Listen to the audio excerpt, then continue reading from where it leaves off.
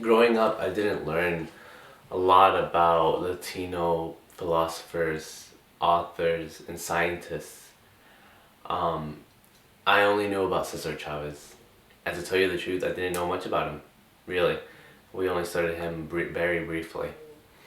Um, and looking back, I think it's a major issue that I didn't know much about my own background. What I learned about was basically all centered around Europe and people who were famous then and there.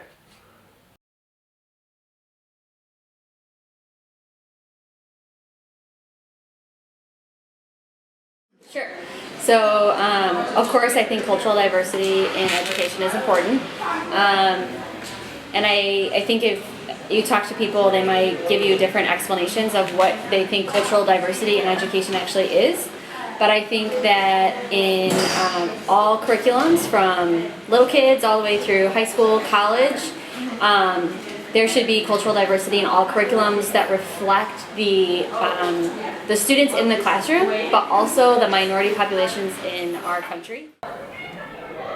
I agree with. Yeah, I feel like we'd be more engaged because, like, since, like, as Sophie said, we learn about other cultures at such a superficial level that we don't go more in depth. And since we don't do that, we don't see ourselves in those subjects.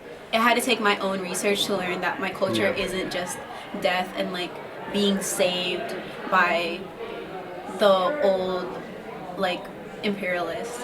So, for example, I believe that in like a history curriculum, many times our African American or Latino American or Asian American students don't really learn much about their own people and how they contributed to the development of this country, or many movements that were influenced by those people and how they shaped the way our country is today.